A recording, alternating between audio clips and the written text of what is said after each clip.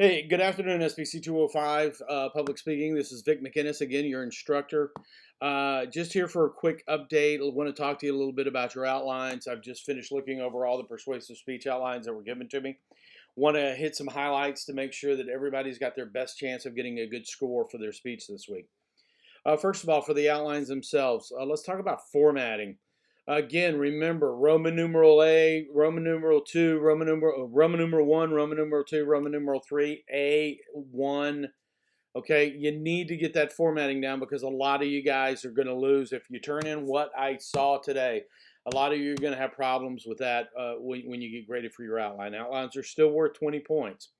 Okay. That also has an impact on your speech and the ability I had to give you critiques on the speech.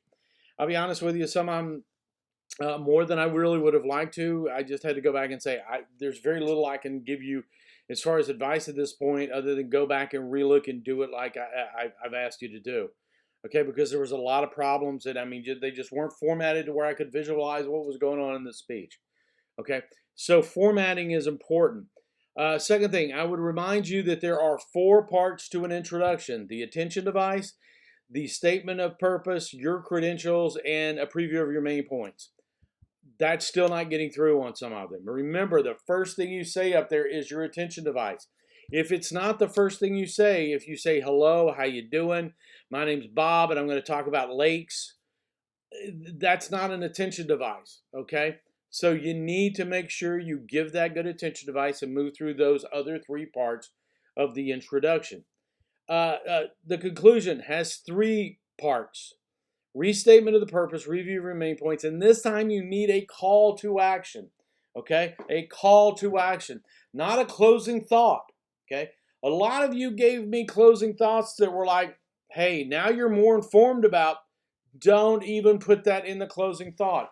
Even if you thought you were going to say, now that you're more informed about, you're going to want to get rid of that. Okay, your call to action is a simple declarative statement about what the audience needs to do at this point. Okay, so focus it and give them a concrete physical act that they can do. Sign a petition, recycle the garbage, go to a website.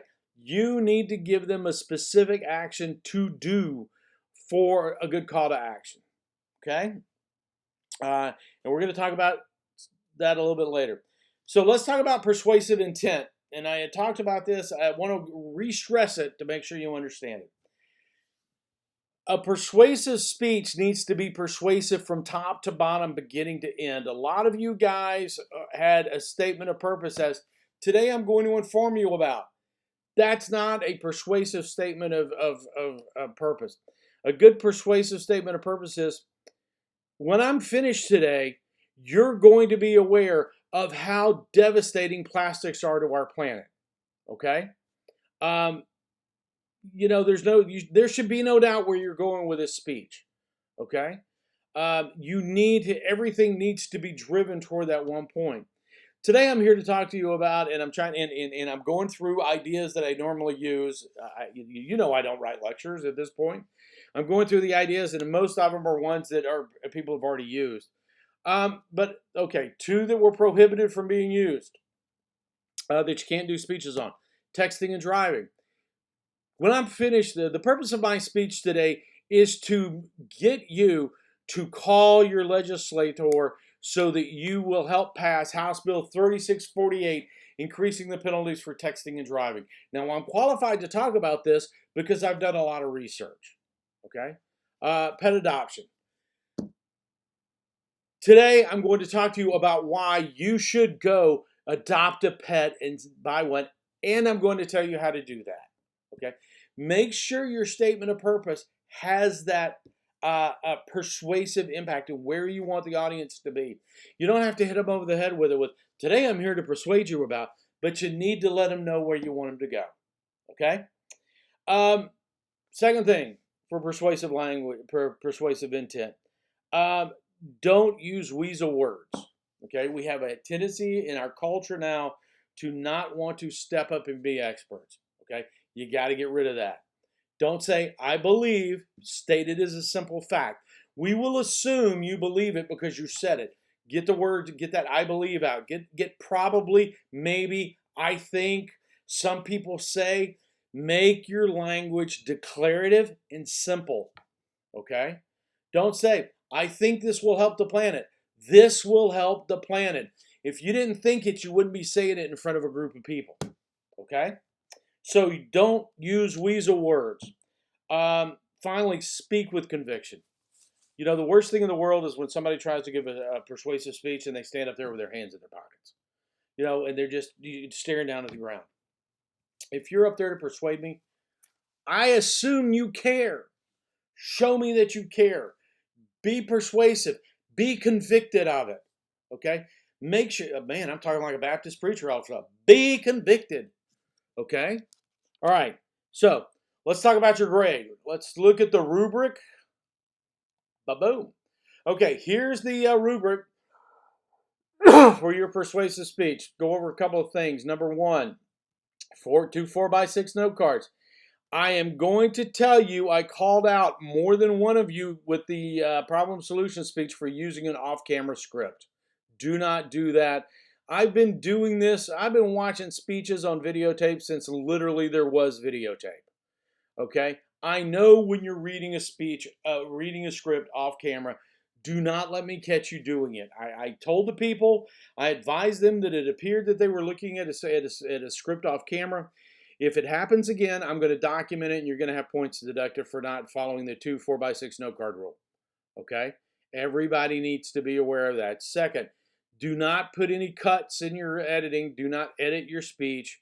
Okay, you can, if you feel like you don't want to be seen walking up to the spot, you can edit that out. But if I see a cut in the middle of the speech, I'm gonna disqualify it because I have no idea what you cut, and you don't get to do cuts when you're giving a real speech. Okay, those have all been stated before. I'm stating it again because this time it will have an impact. If you use more than 2 4x6 note cards, you will lose 10%. I have been trying not to do that, but people keep doing it, so this time it's going to happen. All right. Your outline is going to be graded just like it did last time. I'm going to expect to see your 3 pieces of evidence in the outline, identified in your outline, be worth 20 points. You're going to see that this speech is worth 125 points, so point totals have gone up in a lot of places. Okay, I'll go over them individually. 4 parts of your introduction, we just discussed that. Okay, I need to see all 4 parts. All right. There you go. And again, remember, if your first words out of your mouth are "hey," you didn't have an attention device, you will lose those points. Okay. Organization is now 25 points. If you're doing problem solution, if you're doing chronological, if you're doing a spatial, whatever you're doing, I want to see the organization, and I want to see some explicit verbal and nonverbal transitions. Pause. Now, my second main point is going to be, I want to see that for organization. 25 points. Conclusion, restatement of purpose and review of the main points. There's another part to the conclusion, your call to action. That's further down. We'll get to that in a second. But those 2 pieces right there are worth 15 points. Okay? Use of evidence, 20 points. There's 4 blocks. You still only need 3. I don't have the Word document.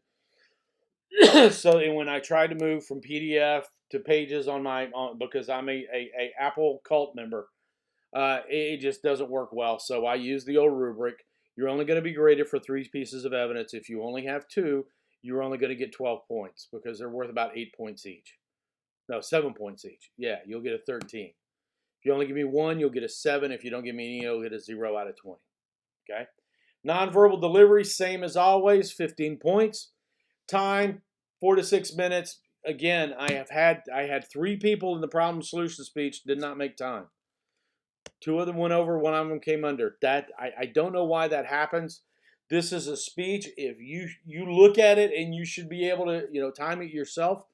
And if you don't like where it's going, if you think I'm not sure if I made the full 4 minutes, do it again.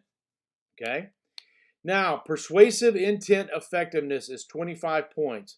That is a full 20% of this speech. If I hear you using words like I think, maybe, this will probably happen, I'm pretty sure this is a good idea, that will lose you points for persuasive action or persuasive language. Okay? 12 points. Bam, gone. Okay, that one I'll probably give you partial credit for, but I mean you really need to use strong language that communicates that you're being persuasive. Call to action, again, if you don't know what a call to action is, go back and watch those last few minutes. I'm going to post a persuasive speech later on today, and you can see what it looks like and when I do a call to action. Okay, but that's 25 points. If your call to action is now you're more informed, okay, and you don't give us something specific to do, you will lose 12 points. Okay, what else do I want to talk about? All right, so on to another topic, and that will be in your rubric. Will be posted on in the documents folder later on today. Okay, so it's that time of the semester, and when I get the emails that say, "Mr. McInnes, will there be any other extra credit because I'm not happy with my grade?" And I go back and I say, "No, there is no more extra credit." Or the other email I get is, "I need to make sure my grades come up. How do I improve my grade?" Well, you do what we've been talking about since the first day of this class. This is a mechanical process. You currently have 275 points. That's the biggest chunk of points left out there on the board. You've got 125 points for your persuasive speech. You've got 150 points for your final. Now, the final is going to be probably 25 to 40. I'm still writing it. Multiple choice questions. There will be no short answer. There will be no essays. It's going to be done on Blackboard. It's all going to be multiple choice. It's going to be, it's A, B, C, and D. 4 choices each. Okay, that is that. That is going to be done the way it's going to be done. You're going to study for it. If you study for it, you'll be fine. That's all I can tell you about the final. The other 125 points that are out there, this speech, and I've been saying this over and over again, and I'm going to say it one more time. How do you get a good grade on a speech? There's no magic, no voodoo. It is. You stand up there, you plant your feet approximately shoulder width apart, you relax your elbows, bend your knees slightly, hold your chest and head up, and face the audience. You pause for a moment, and then you open with an attention device. Okay? A good attention device that is delivered with verbal and nonverbal emphasis. You then state your purpose. You give us your credentials, then you preview your main points. You pause, you transition to your first main point. You cover all the information you want to cover in your first main point, supported by evidence, and then you pause and transition to your second main point. You give us all the information you want to give us in your second main point, supported by evidence, and then you pause. And if you need a third main point, you transition to your third main point. If you don't need a third main point, you pause, you say, "Now in conclusion," and you restate the purpose of your speech. You then say, "I've done this by having 3 main points," and you review those 3 main points. And then you say, "And finally, I challenge you," and you give us a good call to action. Okay? You keep your head up and act like you're making eye contact with your imaginary audience. You relax your elbows. You gesture high into the outside, not in front of you. You relax those elbows so that your gestures are large, okay? And that's how you get a perfect score on a speech. And yes, I do give perfect scores on speeches. This last time, I gave more than a few 95s and above. Haven't had a perfect speech yet. Thought I was going to. Everything was perfect right up till we got to the conclusion, and then they didn't do a restatement of purpose. Okay? Cost them a couple of points. All right? It is possible to get a perfect score. It's possible that, there have been people that have got 125 points, more than a couple of people that have got 125 points on the persuasive speech in my classes before. Is anybody going to do it this time? We'll know by the end of the week. Okay? All right. 3 more things are going to happen before the end of the week. You're going to get a lecture on listening, be short. You're going to get a lesson on language, be short. And then you're going to get a review for the final. Okay? Those 3 things are all going to be posted by the end of the week. The final is going to be a week from today on Monday, the first month, and you'll have 24 hours to do it. You'll have plenty of time. Well, you'll have plenty of time to engage. I will set a time limit. I think I give you 90 minutes to do the final. Okay, all right. That's all I've got for you right now. Back to you tomorrow with a listening. Look for your rubric and a link to a persuasive speech I have done on your in the announcements here in the next little while. Otherwise, have a good day. Stay safe. All you guys, stay healthy. Be careful. Wear your masks. And we will see you soon.